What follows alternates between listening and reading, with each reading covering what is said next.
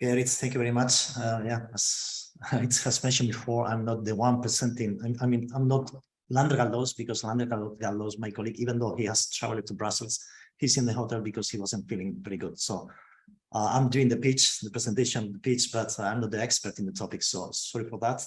If you have any further questions, please go to the email to my colleague Lander, and he will try to answer. Okay, though.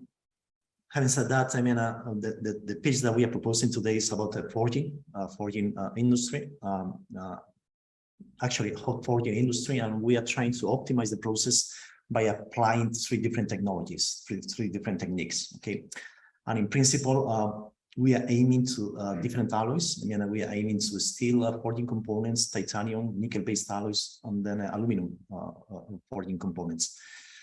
So on the application of different type of advanced numerical modeling systems that I will try to explain later, so that will allow to predict the microstructure of the component before the forging process itself.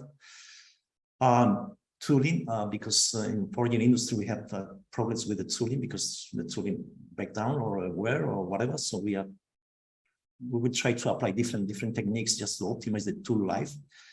And then the last one is AI, applied artificial intelligence technologies to optimize the forging process in the workshop. So this is the overview of what we are proposing today. Absolutely. And then the proposal.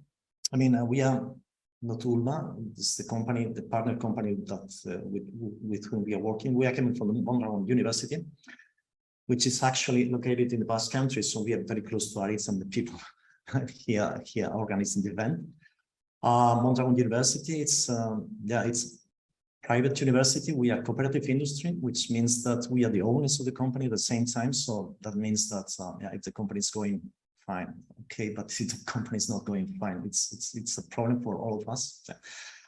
We belong to Mondragon Corporation, which it's an industrial corporation in the Basque Country. That's here it says 70,000 people, but nowadays I think that we are around 80,000 people in the corporation. So the university belongs to this big corporation. That means that we are very close to industry. I mean, it's a private university which are very close to industry. We have a very strong relationship with industry. And that's why we are very, our research is very applied. I mean, trying to solve industrial problems. And this idea that we are proposing today is coming from this company. It's a partner company who we have a long-term agreement with them. And it's a forging company that is dedicated to different components. Mainly steel components, but they also have different alloys. I mean, they are forging titanium, nickel-based alloy for aerospace applications and so on. So here you have some pictures of what they're doing. So the idea is coming from them because they are facing some problems, and then that's why we are proposing this idea today.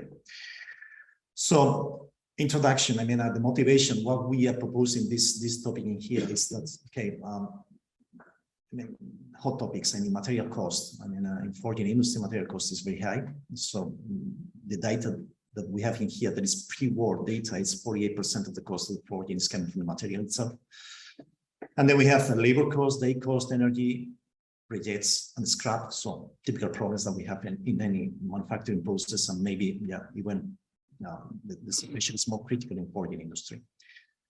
So that's why we are the vision of the project idea is just to optimize the process, just to lower the scrap rates and lower the energy consumption and so on. So A would be just to estimating final properties of the component out of simulation of the microstructure evolution during forging. So this could be the A point that you have there below. The B point will be just to improve the tool life, applying different techniques, coatings, repair techniques, and so on. And the last one will be apply process monitoring, just to reduce order models of the process, applying intelligence, artificial intelligence, just to guarantee the process robustness. So these are the three main pillars in which we are basing our idea. So the first one, it's about microstructure evolution. Just sectors could be automotive and aeronautic. And the materials could be the ones that you have listed over there. I mean, steels, aluminum, titanium, superalloys. That could be the main pillars of this approach. And then we need, for example, for microalloy steels, we need microstructural evolution tools. I mean, how the microstructure is evolving during the forging process, because we are applying heat and cooling processes and so on. Okay. In terms of aluminum, we have solution heat treatment and aging after the forging component. So the microstructure is evolving during these processes. So we need tools for that also. And then for superalloys, we have a grain phase evolution. So we have to simulate that. And then phase transformation is critical in titanium alloys. Yeah, very broad spectrum of simulation tools but we have some advancements in this area. So yeah, we are very confident in that. So we will apply because the cost of simulation would be very high. So in order to lower the computational time, we will reduce all the models, because otherwise time is running during the simulation process. So yeah, we feel that reduce all the models are needed in this case. So this is about the material microstructure evolution. The next point will be, as I told you before, it's about tool life optimization, tool life extension, let's say.